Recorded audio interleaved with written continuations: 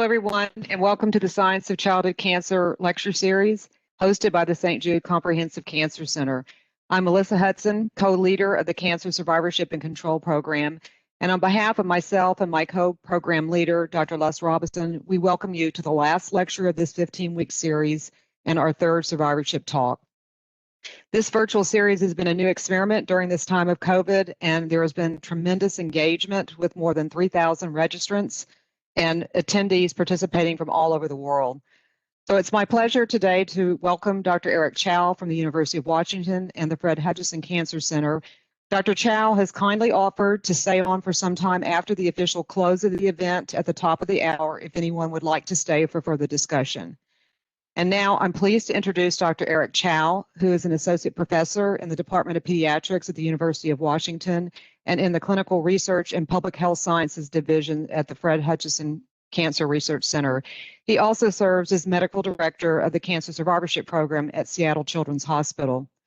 Dr. Chow is a well-known expert in cancer survivorship, as evident by his multiple leadership positions, which include currently serving as chair of the Children's Oncology Group Outcomes and Survivorship Committee, vice chair of the National Wilms Tumor Late Effects Study, co-chair of the Childhood Cancer Survivor Chronic Disease Working Group, member of the ASCO Survivorship Guideline Advisory Group, and member of the Center for International Bone Marrow and Transplant Research Late Effects Committee. Dr. Chow's research has broadly focused on characterizing outcomes of survivors of childhood cancers and those treated with stem cell transplantation, identifying risk factors for cardiovascular complications in cancer survivors, which he has translated into risk prediction models to facilitate survivorship care, and evaluating clinical trials of health-promoting interventions in this population. We are delighted that Dr. Chow has accepted the challenge to wade into uncharted waters and provide us with a lecture about emerging late effects of targeted molecular therapies. So I'll turn the podium now over virtually to Dr. Chow. Melissa and Les, of course, thank you very much for this opportunity to share as much information as I know. For those on the call, if any of you I guess the summer of 2019's North American Late Effects, Childhood Cancer Late Effects Symposium, some of the slides are going to be from that as well. But for those that didn't attend that meeting, hopefully you'll find this interesting and engaging.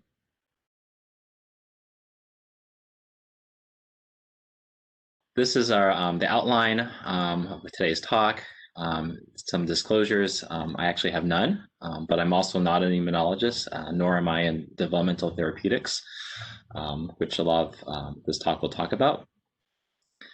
So just as a brief background, since I'm not entirely sure what the distribution of the audience is, but just to get people on the same page, 5-year survival among children, at least in the U.S., has increased, tremendously over the last, 50 years or so. In the 1970s, we saw increased chemotherapy intensity, introduction of bone marrow transplantation, the reduction of radiation for some cancers. In the 1980s, we saw a further reduction of some new chemotherapy agents being developed and utilized, such as some of the ifosfamide or cisplatin agents. In the 1990s, I think there was appreciation for increasing molecular subtypes of disease and more refined risk categories. In the 2000s, we saw increased genomic knowledge being applied, drugs designed to target specific cancers such as arsenic for APL, imatinib for CML and Philly-positive ALL, dinutuximab with neuroblastoma, Mylotarg or gemtuzumab for AML, and rituximab for a variety of B-cell malignancies. And then the most recent decade that's, of course, has ended, we saw the advent of genetic engineering and a growing number of molecular targeted agents. This is just a figure from a number of years ago, so now I'm sure it's even gotten more complex, but obviously there's a lot of various targets, both on the cell surface and internally, that have been found to contribute to oncogenesis, of which there are a growing variety of agents that target at least one of these pathways, or in some cases, multiple pathways shown here. These are just some of the examples. These are some agents that have been linked to these particular targets. Of course, that number has grown quite a bit in the last 5 to 10 years. So with that in mind, we'll talk a little bit about the known toxicities. I've broken up into several domains that have been a little bit better characterized, including financial toxicity. And then we'll touch on, but really not really do justice, but obviously this is not just advances in, from the field of pediatric or medical oncology, but certainly there have been significant advances in surgery as well as radiation oncology that I'll touch on. But those by themselves can be, I think, probably whole hour lectures as well. Just taking a step back in time, this is a paper from 1967 where they introduced donomycin as a new anti-tumor antibiotic for cancer treatment, especially in this case for childhood leukemia. You note that David Karnofsky was the senior author on this paper. 10 years later, there are reports of donomycin-induced cardiotoxicity in both children and adults, where they reviewed a series of 110 cases. Similarly, this is 1957. We saw some of the first reports of bone marrow transplantation being potentially effective. And then several decades later, there are now papers on growth and development abnormalities in children treated with bone marrow transplantation who have since grown up. Of course, in the more recent century, we saw New England Journal papers that introduced the seminal efficacy of imatinib as a BCR-ABL tyrosine kinase inhibitor with CML. We've seen anti-GD2 or dinutuximab in conjunction with IL-2 and retinoic acid for neuroblastoma. And then more recently, CAR T cells for ALL and other hematologic malignancies. So how targeted are these agents? Are there unintended consequences? What are their late effects? And really, when will we find out more? Will it be in 10 years or in 30 years? And so the current state of knowledge, especially with relation to pediatric oncology, is essentially still, I think, a black box. There's limited data. Most of the data are in adults. And what data that tends to exist still tend to be on acute toxicities. And for the most part, I think we are unclear what the long-term effects may still be. That said, we continue to learn new things about treatments that have been used for decades. So I think it's important to stay humble in that what we think we know, even of the drugs that we've been using for 30 or 40 years, we're still gaining more knowledge. So with that, I think I'll conclude my talk. And for those of you who saw this talk last year, obviously this is a joke. But that essentially could be the talk. But really what we know is that this potentially can be a Pandora's box, where we have seen, at least in the short term, a variety of unintended effects, such as autoimmunity, certainly hypogammaglobulinemia, immune dysregulation, bone and growth defects, especially in children who are still growing compared with adults. There may be a signal for new cancers for certain agents, cancer induction. And then, of course, I mentioned financial toxicity. Worse things could happen as well. And again, this was a movie that I think came out about 20 years ago now. And in this movie, where Will Smith is the protagonist, scientists genetically re-engineered a measles virus in order to cure cancer. The virus then mutates and kills off the majority of the world's population.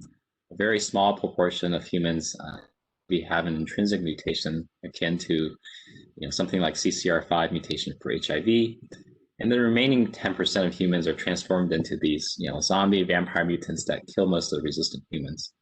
Of course, then Will Smith as protagonist discovers a cure for the virus.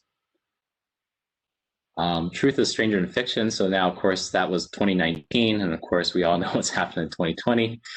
And in fact, there's a movie out, which I learned about just yesterday called Songbird, which is apparently about the state of the world in 2023 after 4 years of lockdown for COVID, because COVID has mutated and I guess is not responsive to whatever vaccine has been put out. So truth is stranger than fiction. I think it's important to keep an eye out for late effects that may be unintended, as we don't know what we don't know. So among those agents that I mentioned earlier, with the Will Smith movie in mind, with the affected humans, there are a variety of things that we can think about. There's for some of the CD3, CD19, CD30 CAR T cell products, certainly we've all seen syndrome and also neurotoxicity. So this unfortunate person certainly is neuropathic, it appears. We also have seen some growth, cardiovascular, and thyroid issues with BCR-ABL targeted agents. Crizotinib with pulmonary embolus, so this person is having a hard time breathing. We've seen with VEGF inhibitors, cardiovascular, thyroid issues, and wound healing, as documented in this picture as well. Hepatotoxicity was inotuzumab and gemtuzumab that are primarily liver cleared in the liver. And so this person is clearly jaundiced. BRAF inhibitors with skin cancers. This movie were very sensitive to light. And then moving on to the variety of other targets, there's other agents or other side effects as well. I've listed a lot of them here. The ones in red, if you can see it clearly, are those that are not mentioned in the previous slide, but are still important as well. And these include B-cell aplasia with some of the CD19, CD20 products, thrombosis with HDAC inhibitors, cardiac dysfunction retinopathy with MEK, MAPK inhibitors, and then with some of the PD-1, CTLA-4 checkpoint inhibitors, we certainly have seen autoimmunity both from endocrine and cardiac standpoints. So moving on to cardiovascular, the heart has certainly been documented to have a variety of side effects. We've seen arrhythmia with ALK inhibitors, arsenic, BRAF, CDK, HTAC. Ventricular dysfunction has been noted in probably a different mechanism from anthracycline-associated cardiomyopathy. This includes both with BCR-ABL inhibitors as well as the other ones listed there, and most notably with HER2 ERB-BB2, which is trastuzumab, which of course is mainly used with breast cancer, but has been also tested with osteosarcoma, which expresses that as well. Ischemia has been reported as an unexpected but a significant late effect with certain BCR-ABL inhibitors such as ponatinib. And then myocarditis, as I mentioned, has been associated with immune dysregulation associated with checkpoint inhibitors. Vascular events have been reported, again, somewhat unexpected, as that profile seemed to be significant with imatinib, but has been seen with ponatinib primarily as a later generation tyrosine kinase inhibitor. Venous thrombosis with VEGF, and a variety of different pulmonary side effects have been reported, including pulmonary embolus as well as pleural effusions with a variety of different agents. And then hypertension has been well documented with VEGF inhibitors such as sorafenib, such that induction of hypertension with sorafenib has been seen as a biomarker, if you will, of response to sorafenib with renal cell carcinoma, and that those patients that appear to become hypertensive while on sorafenib seem to do better long-term in response to that therapy with regards to cancer control. So most of these side effects have occurred while on therapy or shortly afterwards. From a standpoint of endocrine issues, there have been a variety of pituitary issues that have been reported. These include immune checkpoint inhibitors that seem to be associated with, in a small proportion of cases, with hypophysitis, where they seem to have more effects on thyrotropin-releasing hormone, more so than ACTH or gonadotropin-releasing hormone. But all three of those have been, at least in case reports, have been affected. The thyroid itself has been associated with issues with second generation BCR-ABL and other TKIs. This includes hypothyroidism primarily, but sometimes preceded by hyperthyroidism, including thyroid storm. So as a result, most patients on those agents, at least in adult protocols, usually get monthly thyroid screening. We've seen dyslipidemia, hyperglycemia with mTOR inhibitors such as sirolimus or temsirolimus, but also with BRAF and P13K inhibitors. And then there potentially are effects on fertility as well. So CML being a good example where, at least in the past, the paradigm requiring chronic or lifelong TKIs has made prediction of fertility or concern for pregnancies as a teratogenic agent concerning. People have looked at the safety of temporary discontinuation. The new trials that are looking at safely discontinuing TKIs, that may be less of a concern if those efforts are shown to be effective. At least in animal models, VEGF has potentially have effects on ovarian follicle development. And so with those agents, it may more remains to be seen, especially if they have growing use in pediatric populations. Certainly, with children still growing, we have seen effects on bone growth. So with imatinib, it's been shown to promote osteoblast differentiation and inhibiting osteoclasts, leading to unbalanced or disrupted bone metabolism. So this is a nice study coming out of a group in Japan that shows that growth deceleration was seen in prepubertal, or the panel on the left, children, but not in pubertal children with changes in height z-scores over time, with increasing effect the longer you've been on those drugs. And then retinoids have been associated with premature physioclosure with prolonged usage. This is just one paper, I think, out of Stanford that showed radiographically some of those changes in the patient along long-term retinoid use.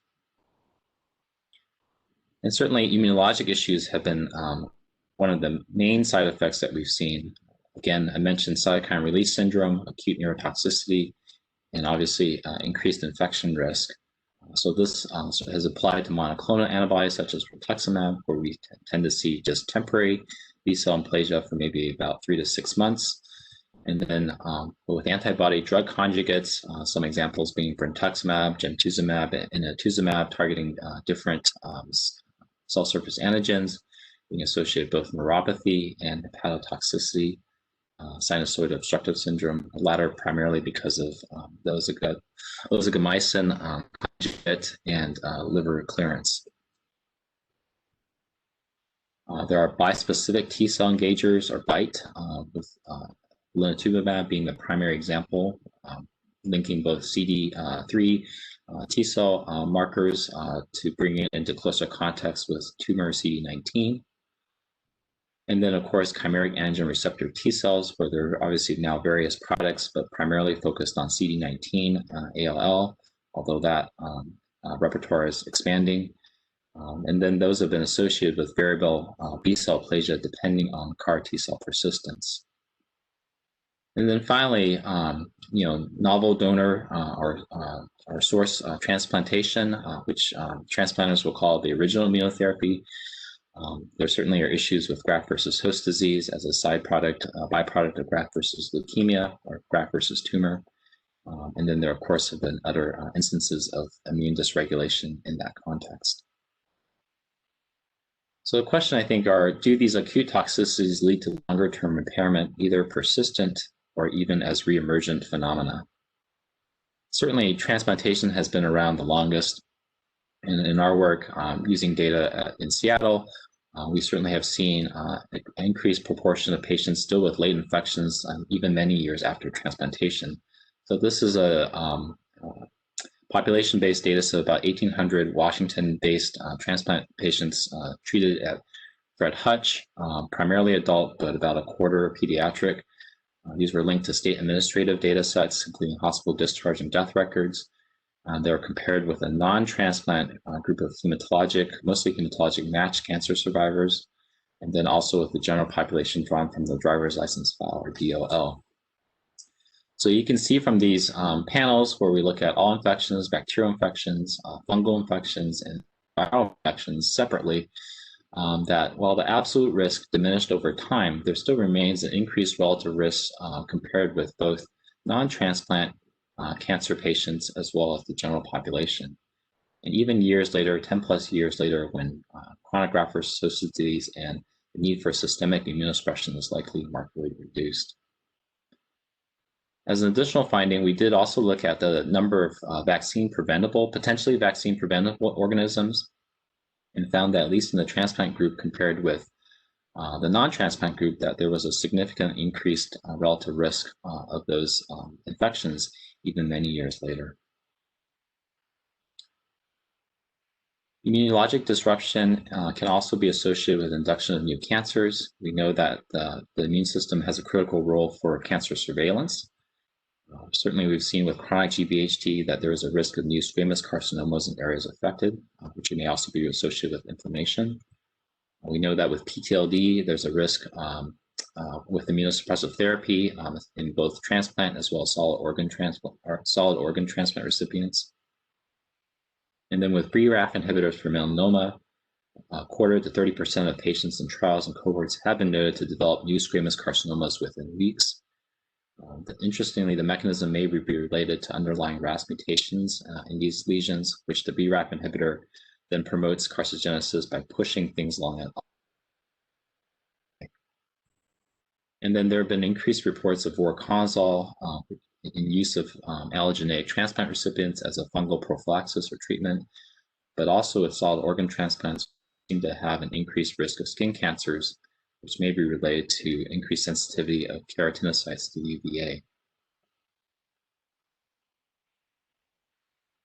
So moving on to financial toxicity, this is just a case where this is one of the patients we follow in our survivorship clinic who had a history of relapsed ALL, underwent standard chemotherapy, and then had matched unrelated donor bone marrow transplantation, and then because of another relapse, had then subsequent CAR T cells. She's now many years off therapy and remains in remission, but still has undetectable CD19 positive lymphocytes. Overall, she's doing well, has gone back to school, but has long-term thyroid and ovarian insufficiency requiring lifelong supplementation. She actually has contractures from prior chronic graft-versus-host disease that partially limit her ADLs, her activity of daily living. And then she has long-term B-cell aplasia requiring monthly IgG replacement that at this point seems to have has not changed since day one. So the issues of financial toxicity of illness with cancer and other chronic illnesses has certainly gained increasing traction in both the lay press as well as in the biomedical community.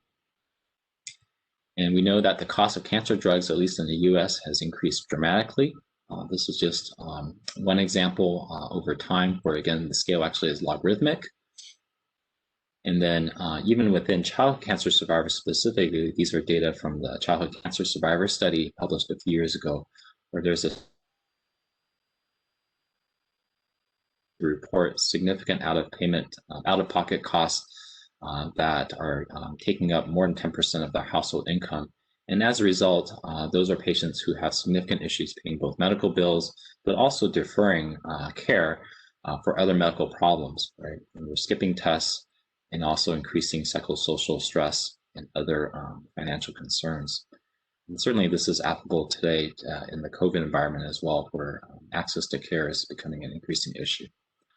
There was actually an issue earlier this year in the Journal of Clinical Oncology devoted entirely to economic issues. So if you haven't seen that, I encourage you to take a look at that. That's a nice resource, nice overview of the many issues that have come up.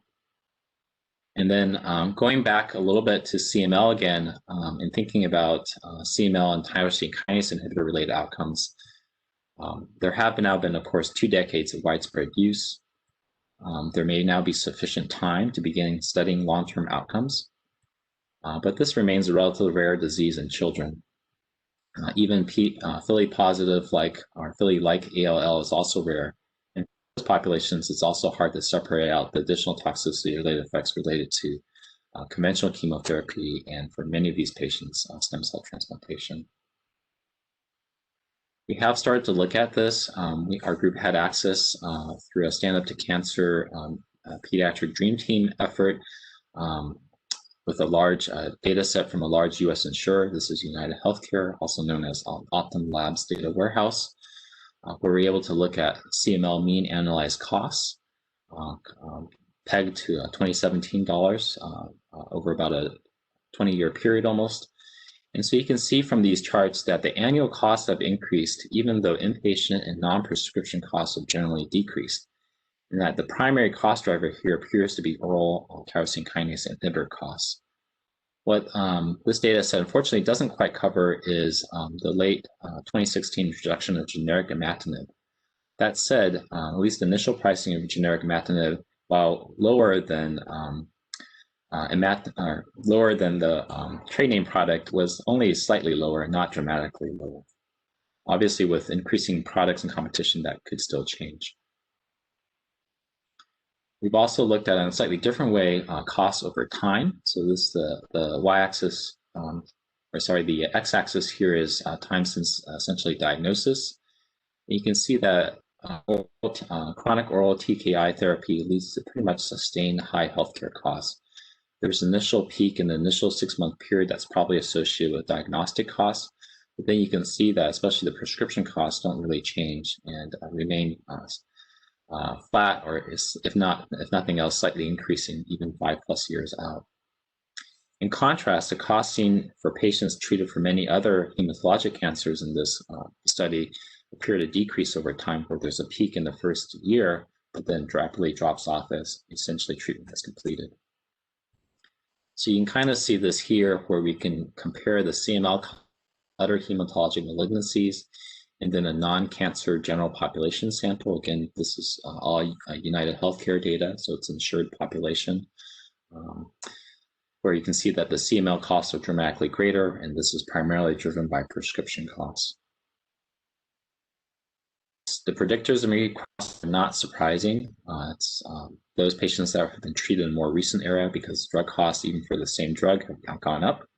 Commercial patients pay more than Medicare, and I should mention that these costs are all the actual paid costs, not the initial claim costs, which we know that the initial claims that you see are oftentimes not the same as what actually gets paid out. So these are actually the paid costs.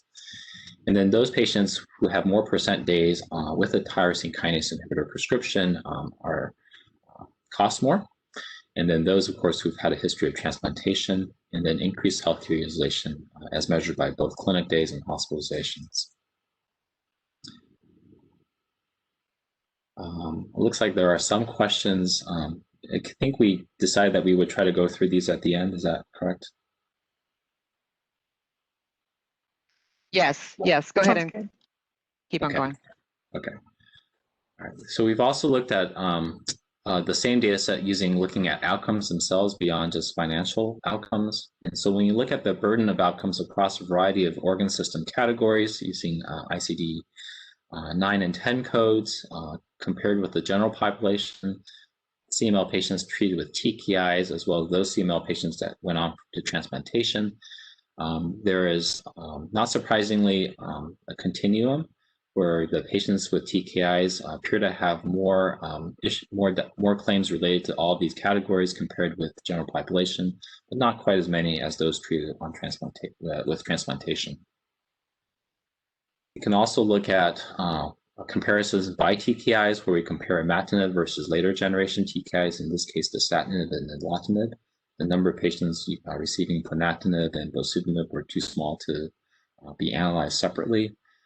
But those later generation TKIs appear to be associated with a slightly higher risk of both infections, primary infections, as well as infection subcategories such as fungal and viral, as well as circulatory and respiratory side effects, both in the initial year of therapy when dose adjustments may be happening more, but also even in years 2 through 5.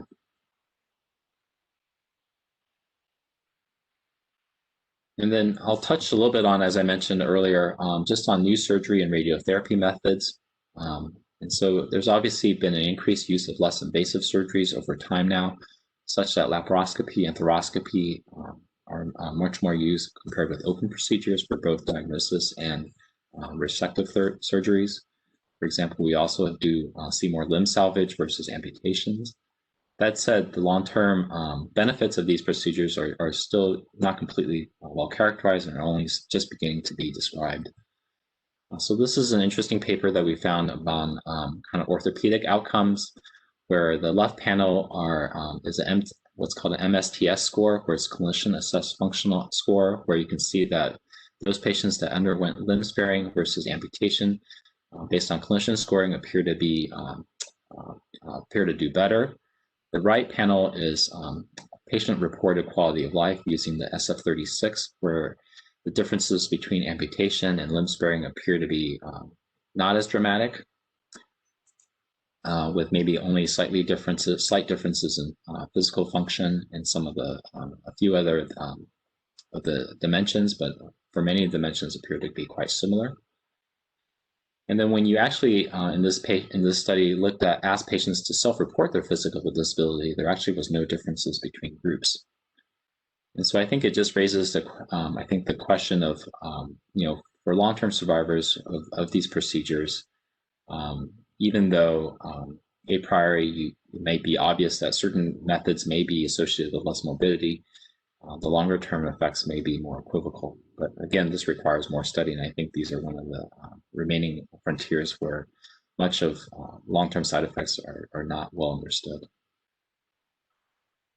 From a perspective of radiotherapy, of course, over time we've seen 3D conformal and then intensely modulated and increasing usage of proton therapy. At the same time, the difference between radiation doses, this is an example from lymphoma treatment plans, in general would appear to favor in some of the newer modalities, where you can see that various organs may get less doses. However, that's not necessarily uniform, where you can see in some cases the thyroid or breast may actually receive more. And so when it comes to IMRT versus conventional radiotherapy, there may be a reduction of higher doses to adjacent organs, but in some instances, the amount of low dose exposure may actually increase. And so in this case, newer is not uniformly better.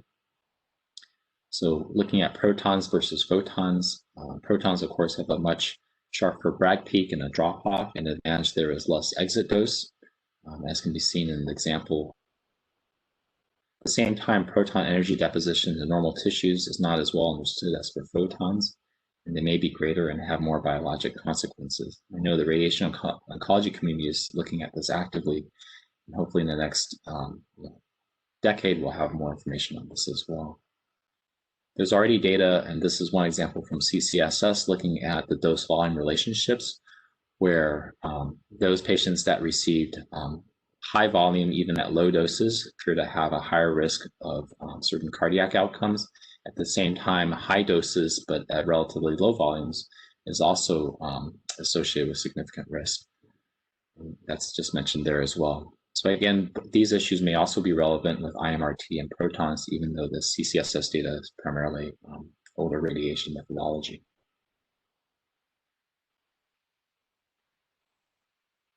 So in the last part of this talk, we'll talk a little bit about how to advance knowledge of new agents, and certainly with the audience, hopefully this is more food for thought. There are obviously some challenges that are unique to precision medicine. I'll give some examples of successful collaborative research. So one of the major challenges is with increasing molecular defined cancer, those diagnoses and treatments in the precision medicine era, even relatively common child cancers, will become exceedingly rare. So just with some of the leukemias as an example, we can break that up into lots of different subtypes, and a lot of that work obviously has been pioneered by the group at St. Jude. And simultaneously, there may be much greater heterogeneity of treatments for a lot of these now basket trials being done across the world, have matched various cancers, not by their cancer type, but by their molecular targets. Obviously, if these lead to oncologic efficacy, there'll be a need to improve their long-term health and quality of life, but that will be challenging given the increasing heterogeneity of treatment. Obviously, most of the agents still being tested are in the early phase setting, a lot of times in the relapse setting, where a lot of these patients may not be long-term survivors, and the variety of additional previous treatments makes understanding the contribution of these target agents more challenging. But we're now starting to see more and more of these agents treated frontline, some examples being arsenic and retinoic acid, IMRT, proton therapy, as mentioned earlier, and certainly a lot of the surgical modalities as well. I'll have a slide in in a little bit looking at the specific targeted agents that are coming on frontline therapy as well. And do these new agents even have an upfront role for some diagnoses? So there are some cancers now that have extremely high cure rates with relatively low toxicity profiles. So with the example of standard or low risk ALL, currently it appears to be highly curable with conventional chemotherapy. We know that the late effect profile has been significantly reduced, such that long-term mortality, second cancer risk appears to be roughly similar to that of the general population, at least with maybe about 20 years of follow-up. these patients may still have more chronic conditions and more psychosocial burden. So it's not to say that these patients are completely thriving in the same way that someone who never had cancer might be. At the same time, it's always a challenge to test interventions in these settings where clinicians and families, as well as patients, may be less willing to experiment with alternative therapies, either shortened treatment durations and/or alternative agents, with concern that treatment efficacy for the primary cancer may be reduced. So as a recent example of the improvement in both mortality and health-related outcomes, this is a paper published led by Stephanie Dixon, actually at St. Jude, again, looking at the CCSS data set, which they looked at treatment in that cohort based on treatment for the 1970s, 1980s, both standard risk and high risk, and then the 1990s, standard risk and high risk settings, where again, the standard risk treatment in the 1990s is fairly comparable to what we use nowadays still. And then lastly, the group, the lowest group is the purple with the relapsed bone marrow transplant. So you can see that in this really nicely done study, where you can see that the group from the 1990s with standard risk treatment essentially has the lowest risk of all-cause mortality, which is essentially similar to the general population, and also a very low burden of health-related conditions overall. Other cancer groups or histologies also are in this paradigm as well, where again, for example, the favorable histology Wilms tumor group has had very high cure rates for a long time now with just nephrectomy and Christine dactinomycin. Where do they go from here? Certainly there's a possibility of investigating less invasive surgeries where perhaps the entire kidney does not have to be removed. At the same time, there's always the risk of increasing relapse rates in what otherwise would be a highly curable cancer. As promised earlier, certainly there are an increasing number of drugs that are now moving up to the upfront setting, not just in the relapse setting. This is just selected COG upfront phase 3 trials from the last 20 years, where in the number of patients and the histology and the targeted agent being tested, usually in a randomized setting. So a large number of patients being tested with nelarabine, which is probably the standard for a T-cell ALL. Bortezomib was also tested in that population, but it's probably not going to move forward. Tubinab is now being tested in the upfront ALL standard risk setting. Getting inotuzumab. Gemtuzumab was tested initially, kind of went out of favor, and is now being brought back in the newest AML study 1831, along with liposomal daunorubicin with cytarabine. And you can see a variety of different drugs being used across the different histologies as well. The solitinib with various low-grade glioma studies, topotecan, some of the Ewing study, and of course in neuroblastoma, or rituximab with Hodgkin's. The neuroblastoma group have obviously conducted many of the advances for specific for pediatric cancer with a variety of different targeted agents, ranging from dinutuximab to MIBG. Some of the challenges, of course, of relay effects research in precision medicine era, the clinical trials oftentimes have limited capacity to ascertain long-term effects. Oftentimes they're still limited to 5-year outcomes. This is particularly problematic for pediatrics, given the much longer potential latency of late effects versus older adults. We are starting to address that. For example, with AML 1831, that's again looking at CPX351, which is liposomal daunorubicin with cytarabine, in comparison with conventional MRC-based ADE regimen with desoxyzane added. The secondary aim is actually cardiotoxicity, and the sponsor is actually given significant funding to help us collect echocardiograms and blood biomarkers as a platform for looking at that, but also as a platform for longer term follow-up with centralized echocardiographic measurements. Our own study, ALT11C2, which is attempting to do long-term follow-up of various primarily POG and DFCI protocols that looked at desoxyzane, mostly in a randomized setting at COG sites from the 1990s. Where again, we have very long relative for COG follow-up duration of 16 years with a mean follow-up age of, mean current age of 28 years. But our own experience is, it's very challenging. This waterfall plot is basically the number of patients that are eligible at various sites, and then the blue shading is the proportion of patients that were enrolled. So you can see that for a variety of sites, the number of patients that can now be tracked down 15, 20 years later is quite small. Whereas at a few sites, we actually have very high enrollment rates. In one or two cases, near 100%. Our overall accrual only represents about 25% of those eligible.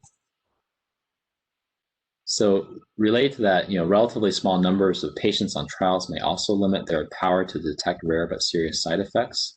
So some of these include, progressive multifocal leukoencephalopathy after rituximab, vascular thrombosis after ponatinib. Some of these have become only more apparent in aftermarket studies, but were not necessarily always apparent in the initial upfront clinical trials. And then related to that is, clinical trials really tend to favor younger patients, which also tend to may underestimate the true burden of toxicities. Just a couple examples here where SEER Medicare data with trastuzumab seems to suggest a much greater cardiomyopathy risk versus clinical trials. There's even a signal that the cardiomyopathy risk may persist as opposed to resolve, which seemed to be what the initial clinical trial suggested. And then for nivolumab with Hodgkin, it's been shown that it may reactivate acute graft versus host disease in post-allogeneic transplant patients. And that was only noticed because afterwards, because the prior studies that initially conducted those studies excluded transplant patients as upfront eligibility. So just some examples of where collaboration is maybe helping us better determine long-term side effects going forward. This is another COG protocol looking at high-risk neuroblastoma. And as mentioned earlier, neuroblastoma treatment, as most people listening probably, has really evolved greatly in the last 20 years with significant advances in therapy ranging from both use of tandem transplants as well as a variety of targeted agents. And so this is a study that's open at about 75 COG sites where they are doing comprehensive in-person medical and psychosocial assessment. And again, the generation of patients treated since the 2000 really represents the first group of patients that are surviving in significant numbers into at least adolescence and young adulthood. And here, this is one of the nice examples of a COG long-term late effect study that had, up to at least COVID, accrued extremely well. And for those of us who have worked in COG, we're all very jealous of this study's accrual curve. And I think it points to a couple of things. These are mostly young patients still, neuroblastoma as a disease primarily affecting infants and toddlers.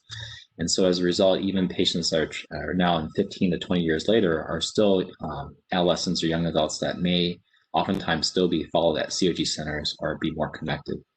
And this is also a patient population that we know has a very strong patient advocacy network. And I think that also has helped get the message out through a variety of different mechanisms beyond what COG sites themselves can do. Other examples of collaboration include pooling data across various consortia. So this is one example where St. Jude Life data was pooled with additional CCSS data and a large data set from the Dutch late outcomes group, where again, we were interested in looking at anthracycline late effects, where this is an example where some of the first papers on daunorubicin came out 1977. But here we're still generating new information 50 years later, where a lot of the research or a lot of the assumptions in the years since then have made some assumptions on cardiotoxicity equivalents being similar to hematologic equivalents or myelosuppressive toxicity, where daunorubicin was felt to be isoequivalent to doxorubicin. In another example, mitoxantrone was potentially only 4 times as toxic as doxorubicin based on hematologic side effects. So in a variety of work that we did where we combined our data from these various data sets, we're looking at daunorubicin versus doxorubicin in a pooled data set of 15,000 long-term childhood cancer survivors with about 270 heart failure events. We saw that in contrast to what we thought, daunorubicin appeared to be significantly less cardiotoxic in terms of relative risk of heart failure compared to doxorubicin. And then in a subsequent analysis where we now pooled 28,000 survivors with nearly 400 heart failure cases, the reports of mitoxantrone appear to be opposite, where mitoxantrone appears to be significantly more cardiotoxic than even the fourfold equivalence ratio we had been using. And so what resulted from these two papers was findings that what may be a more appropriate equivalence for these drugs is more on a 0.5 level for daunorubicin and maybe a 10-fold or greater risk equivalence for mitoxantrone in terms of cardiotoxicity. There's obviously lots of other examples of great collaborative work, and certainly I don't know if these lectures are going into the European, but certainly Europe with some of their multinational efforts have really pulled together almost a continent-wide data sets that they're now developing further, which I think will be an important mechanism by which to capture rare but serious late effects. And so going back to this Greek analogy, after Pandora's box was opened, what remained within the box? And that, of course, is hope, which we especially need this year, given everything else that's going on in the world. But with that in mind, I think, novel therapies offer the promise of increased long-term cure rates for child cancers and the promise of decreased late effects. But I think we need to be on the lookout. There may still be unintended off-therapy, off-target late effects, whether those are medical, psychosocial, or economic. But I think we can hope that these treatments will continue to improve, and as all of us who treat children with cancer, that the current and future generation of children diagnosed will have improved outcomes and improved quality of life. But I think it's going to be important for all of us that critical that long-term follow-up of these population remains in order to determine if this is indeed true. So these are really nice work again from Greg Armstrong, who's at St. Jude as a PI of the CCSS, and a follow-up paper, Todd Gibson and Goli Mustafi Moab, looking at both mortality, which is the first panel on top, and then chronic conditions, which is the second panel, looking at improvements over the decades that the Childhood Cancer Survivor Study has enrolled patients from the 70s, 80s, and 90s, and you can see that there's a decrement with each decade, such that with the hope that patients now treated in the 2000s will have even lower burden of disease, and that the ideal goal would be that survivors long-term would have outcomes that are no different than siblings. And so, of course, this requires continued robust collaborative efforts across institutions and really across clinical trial groups and even countries, especially with rare but serious long-term side effects. Our group certainly has been interested and has used existing population-based administrative data sets as a cost-effective way to detect early signals for late effects, knowing that some details, of course, are not available from those methodologies. EHRs, certainly electronic health records that incorporate and allow pooling of clinical data elements, including pharmacy data, I think offer an interesting avenue for further research. And then finally, going back to this, slide, of course, we think about what happened then in that movie, and of course, what's happening in research, and of course, in the real world. Certainly, there are lots of advances that will lead us to a better, brighter future. And I think really the goal is we want to have our kids, especially leave our pediatric centers with their health intact, looking forward to their life to come. So I'll stop there. I think we have about 10 minutes. I just want to thank, a lot of this work, none of us are really experts. And a lot of this work came out of, Melissa had tapped a few of us to write a series in 2018 looking at this and other late effects topics. And a group of us got together to do our best to put together the available knowledge.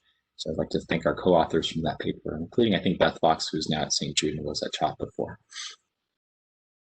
So Eric, thank you for that excellent lecture. We have some questions in the chat box, so I'll start with a few of them.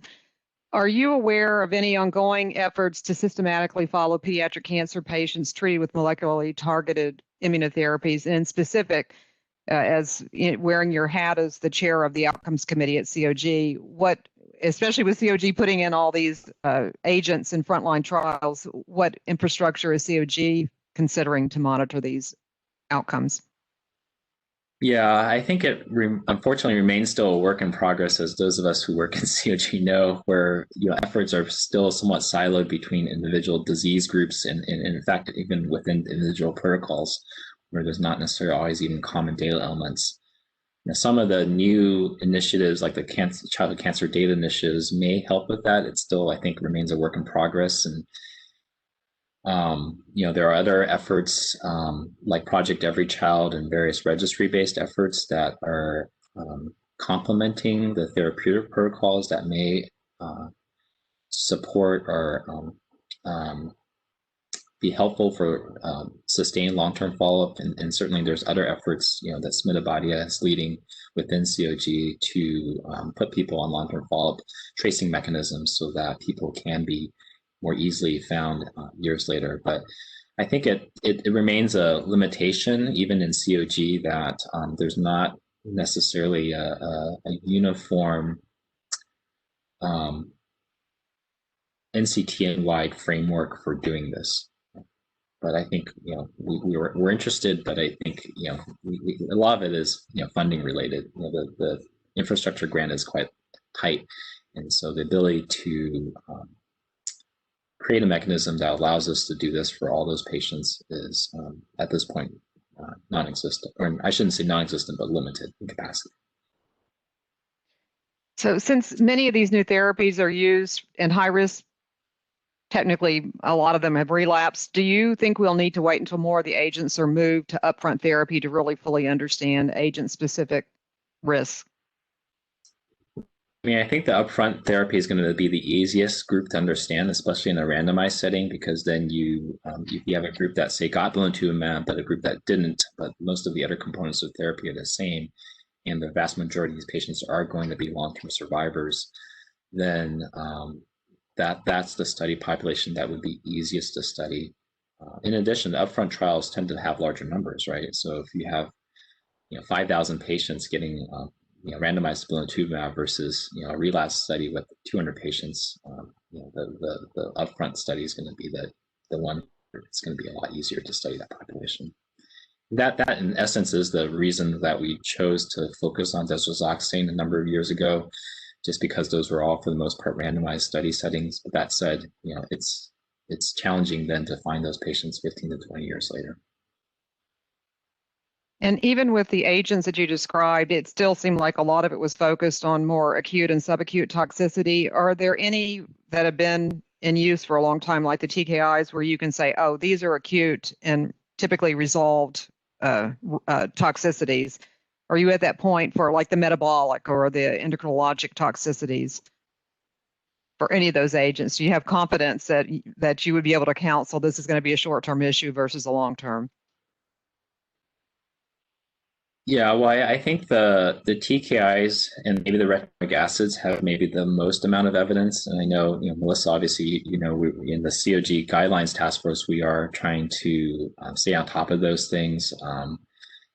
I don't think any of those particular late effects have sufficient evidence, at least at the moment, to have made it to be a formal entry in the late effects guidelines.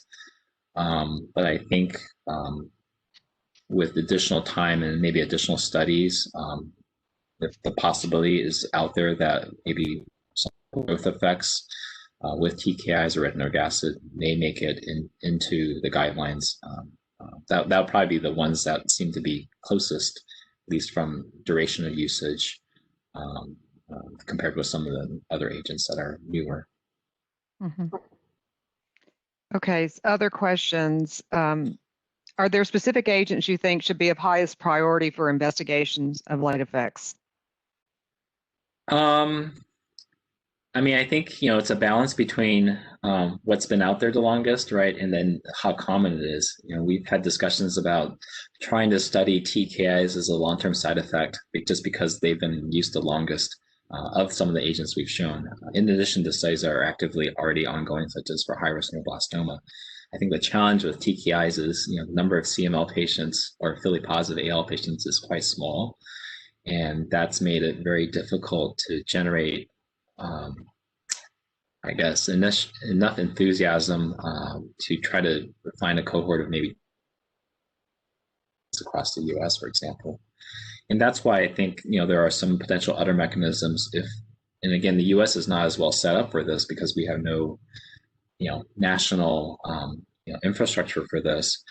But there are, other countries like Canada or some of the European countries that potentially could look at their population-based data, especially when they can link pharmacy and medical data and medical outcomes data, may be better positioned to look at relatively rare pediatric diseases, but that have had a fairly long history of exposure to certain agents. Okay. All right, there's a question about, is there data on adherence of the long-term use of these medications? Is that related to late effects? Well, at least the CML example, we know from a financial perspective that the financial costs of staying on your medications are associated with medication use. So then the more prescriptions or the more percentage of prescriptions that you appear to fill certainly is associated with greater costs. Other studies have certainly shown that adherence probably is inversely related to cost, right? So the more expensive the drug, especially out-of-pocket costs, tend to be associated with lower adherence, just because people are under the financial pressure in order to be able to stay on those medicines, which is a problem. Okay, let's see, we're doing the time. Okay, what would be your recommendation on idarubicin dosing with respect to the dose of doxorubicin, or the other way around? Idarubicin has been considered less cardiotoxic but more expensive. Any comments? Yeah, I think we tried to look at that, but the numbers were too small to generate different conclusions. And so I think the most recent paper, which was in JAMA Oncology, I don't think we found evidence that idarubicin at least was different from its currently published or widely used conversion equivalence formula. I should just make a point that the equivalence formulas, at least for daunorubicin, that we reported as "quote unquote" new information, was actually, if you look at some very old studies from like the 70s and the 80s, that they actually suggested that daunorubicin should be about 0.5. It was seemed to be 0.5 cardiotoxic, and somehow that information I think got lost, and people no longer were aware of that. So in some ways, what we found was really kind of a rehash of really old information that got brought up again. Mm-hmm. Okay, well, it's the top of the hour, so I'd like to thank Dr. Chow for his excellent talk and to close the official event. And we do have a few more questions in the chat box, and Dr. Chow has agreed to stay for a little bit to field those questions. So thanks to everyone for coming. I encourage you to look at the website where the lectures for the whole series are posted for your viewing. And please feel free to stay if you would like to hear the continued discussion. All right, Eric, a few more.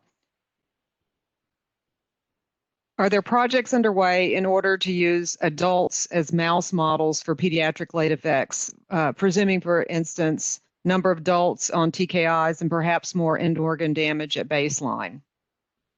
I mean, certainly, the information from adults is important, and obviously there's a lot of adult cancer patients who are going to be cancer survivors, and we need to know about their late effects too.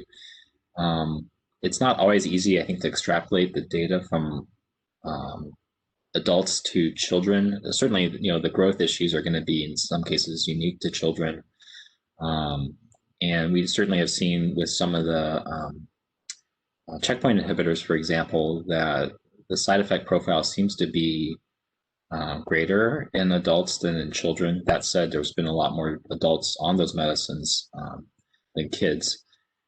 But some of those effects have also been seen in young adults too. So I don't think we can assume that some of the autoimmune phenomena won't be seen in children, but may be less common, perhaps because of the differences in immune maturity in children versus adults. And that not to bring COVID into everything, but certainly with COVID, we know that there's a appears to be a differential side effect burden in adults versus children, and that may be related to kind of differences in immune development, as an example. So something completely different.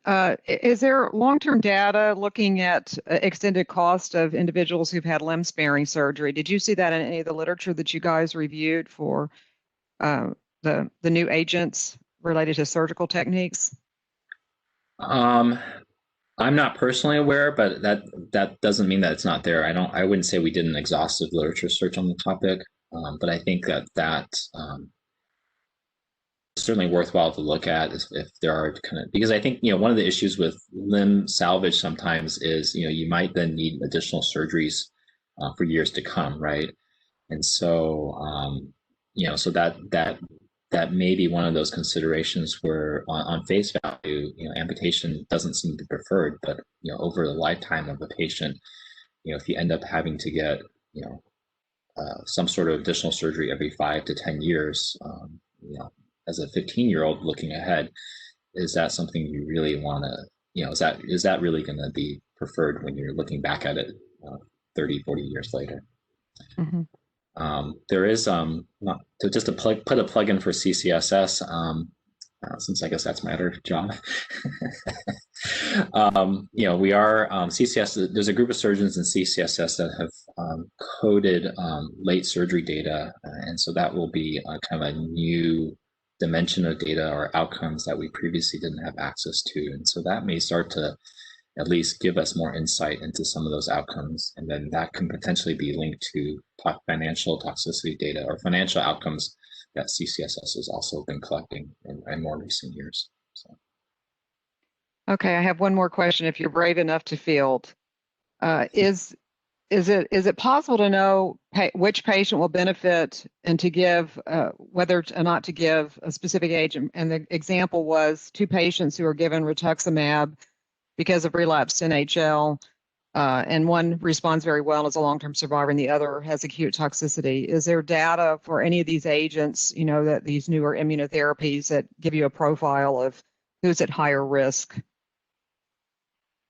Yeah, I think that's the holy grail, I guess, right? Where you want to target each patient with their exact treatment cocktail that would both, cure their cancer, but also have the least amount of side effects.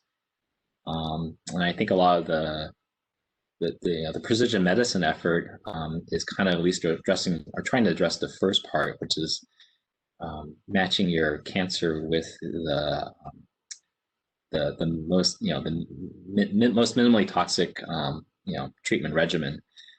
That said, I think in that paper we put out in 2018, that there's this idea of precision survivorship too, right? Where the most ideal goal is to balance the upfront toxicity of the cancer treatment and cancer efficacy with their long-term side effect profile. And I think as we get more and more information, that I think will become more possible. And a lot of the treatment changes over time, such as Hodgkin's.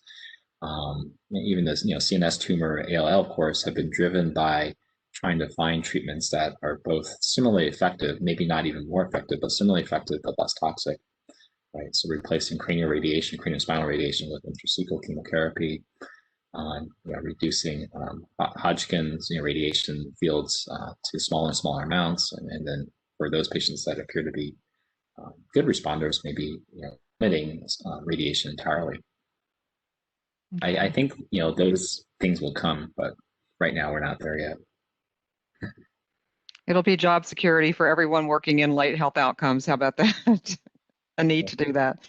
Okay, well, that's the end of the questions. Everything else in the chat box is just congratulations and great lecture, and we really appreciate your time and that you took to participate in the series, and hope everyone has a good afternoon.